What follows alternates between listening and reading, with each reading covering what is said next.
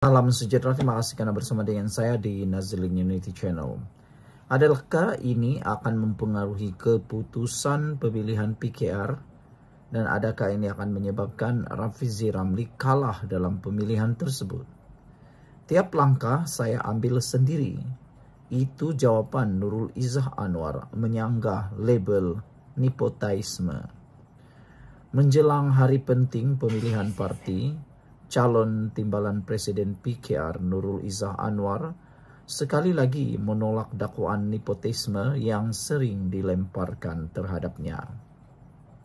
Dalam satu klip video yang dimuat naik di akaun Instagram miliknya, Nurul Izzah menegaskan dia berdiri atas usaha sendiri demi memperjuangkan cita-cita membina Malaysia yang lebih baik.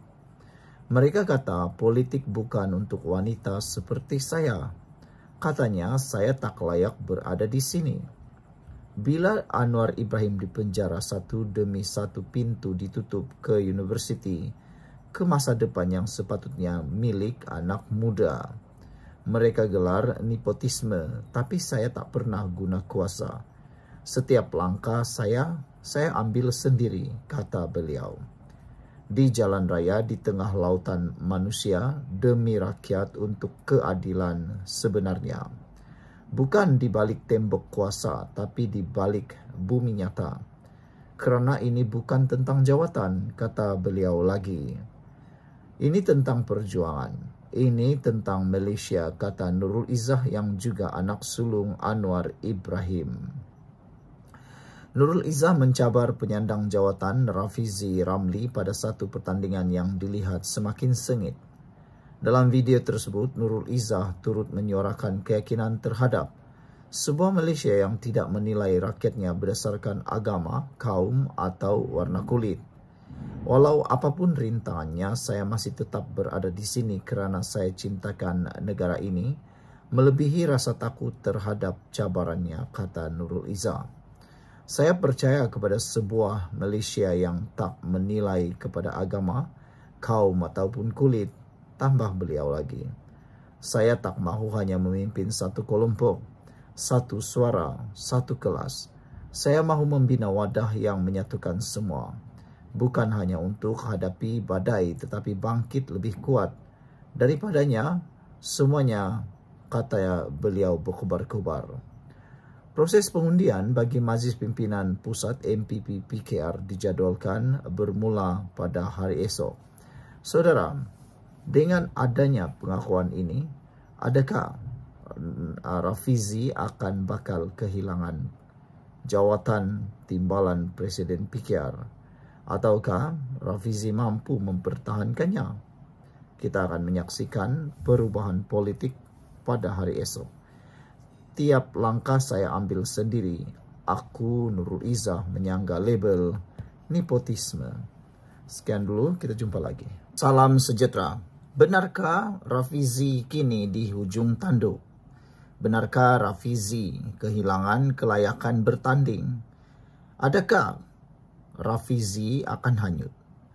Kongres PKR bergelora, Rafizi bakal hanyut. Izzah cetus gelombang baru, kata laporan ini. Menjelang pemilihan pucuk pimpinan PKR yang bermula esok, tumpuan utama tertumpu kepada nasib timbalan Presiden Rafizi Ramli yang dilihat kini berada di persimpangan paling penting genting dalam karier politiknya. Suasana hangat mula dirasai sejak Kongres Angkatan Muda Keadilan AMK dan wanita PKR dirasmikan petang ini. Dengan suara-suara dalaman dan pemerhati politik bersetuju bahawa Rafizi berdepan kemungkinan besar kehilangan jawatan nombor 2 parti. Tiada isyarat sokongan terbuka daripada Presiden Parti Anwar Ibrahim setakat ini. Sesuatu yang dilihat bakal menjadi game changer sekiranya berlaku di saat akhir. Ketiadaan sokongan ini juga dilihat sebagai tanda retak dalam hubungan politik dan antara Anwar dan Rafizi menurut laporan ini lagi. Hanya 4 bulan lalu, Anwar secara terbuka mencadangkan agar Rafizi diberi laluan mudah bagi mengekalkan kestabilan parti. Namun, angin politik dalam PKR berubah pantas. Kemasukan Nurul Izzah Anwar ke dalam gelanggang merebut jawatan timbalan Presiden telah mengubah segala-galanya. Yang menghidupkan semula perebutan kuasa yang selama ini cuba dielakkan. Anak sulung Perdana Menteri itu meraih sokongan meluas, termasuk daripada Ketua AMK Adam Adli Abdul Halim, yang menyamakan momentum Nurul Izzah dengan lonjakan populariti Rafizi pada pemilihan parti terdahulu. Sebelum ini, timbul desakan agar Menteri Dalam Negeri Saifuddin Nasution Ismail kembali mencabar Rafizi.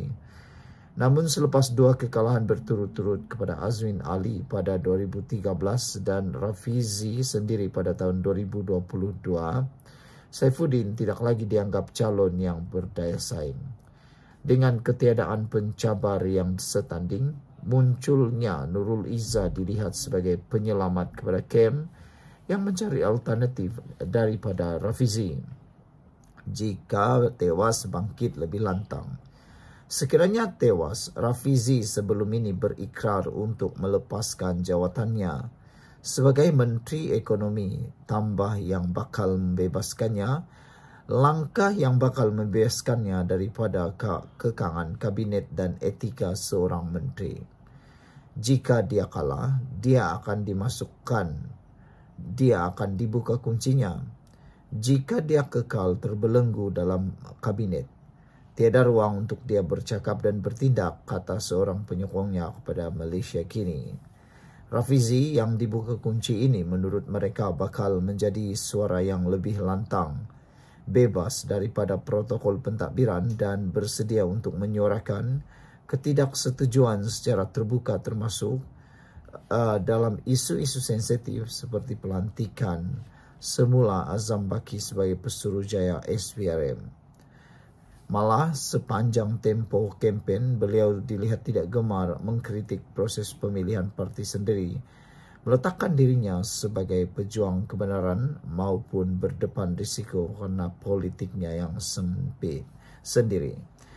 Masih ada harapan, walaupun peluangnya kini mengecil, masih ada ruang tipis untuk Rafizi melakukan kejutan. Ini kerana buat kali pertama, sistem perwakilan berkadar digunakan yang memberi ruang kepada lebih ramai perwakilan yang cenderung kepadanya untuk mengundi secara langsung di Kongres. Persoalannya kini, adakah Rafizi akan tewas secara terhormat sebagai wira tragik atau mencipta kejutan saat babak yang semakin dramatik ini? Apapun hasilnya, satu perkara jelas-jelas sedang menyaksikan antara pergelutan kuasa paling sengit era reformasi bermula. Sekian untuk kali ini, jangan lupa tinggalkan komen Anda. Salam sejahtera. Ini barulah betul-betul memalukan Perikatan Nasional Muhyiddin Yassin. Lebih 20 bulan, satu pelaburan pun tak masuk lagi di SG4. Apa dah jadi? Sedangkan semasa mereka memperkenalkan SG4 ini, pembangkang galak, ego, sombong menyatakan kononnya mereka lah paling hebat. Dengan dibantu oleh penasihat mereka iaitu Tun Mahathir, mereka kata SG4 akan menjadi dominan, akan menggantikan dan menyaingi kerajaan pusat dan akan membuatkan Anwar Ibrahim kononnya dengki. Akhirnya apa jadi? Ini satu pendedahan maklumat data yang mengejutkan ramai orang. Bayangkan sajalah, sudah 20 bulan ditubuhkan SG4, satu pelaburan pun tak masuk lagi. Apa dah jadi, kata laporan di dalam Harapan Daily ini. Sehingga kini, selepas lebih 20 bulan, tiada satu pun pelaburan asing yang berjaya dibawa masuk ke 4 negeri di bawah pentadbiran Perikatan Nasional atau dikenali sebagai SG4. Sebelum kita teruskan ulasan kali ini, jangan lupa siapa ada masalah gout, kencing manis, tinggi darah, sila tekan butang produk yang ada dalam video ini. Produk ini murah, berkesan dan memberikan Anda kelegaan. Lebih baik daripada itu, beribu-ribu orang sudah menggunakannya. Mereka kata memang sangat berbaloi dengan harga. Kita Kita teruskan ulasan kali ini. Setiausaha Agung Amanah Faiz Fadzil mempersoal, apa sudah jadi dengan kenyataan sebelum ini bahawa syarikat daripada Korea Selatan, Jepun dan China berminat untuk melabur GSG4. Menurut beliau, dakwaan kononnya kerajaan persekutuan menjadi penghalang kepada potensi pelaburan di Perlis, Kedah, Kelantan dan Terengganu adalah tidak berasas dan tidak dibuktikan sehingga sekarang. Sebaliknya, beliau membangkitkan satu persoalan lebih besar. Adakah kegagalan ini sebenarnya berpunca daripada ketidakupayaan Perikatan Nasional PN di peringkat negeri sehingga tiada satu pun pelabur yang masuk terutama dalam sektor pelaburan, pelumbungan unsur nadir bumi RII. Menteri Besar Kedah Muhammad Sanusi mendakwa prosedur operasi standard SOP pelumbungan RII sengaja dilewatkan oleh kerajaan persekutuan dan ini menghalang pelaburan ke dalam SG4. Dakwaan ini tidak berasas sebenarnya kerana SOP berkenaan telah pun diluluskan oleh kerajaan Madani dan telah dimaklumkan kepada negeri-negeri sejak November 2023. Namun demikian, masih belum ada pelabur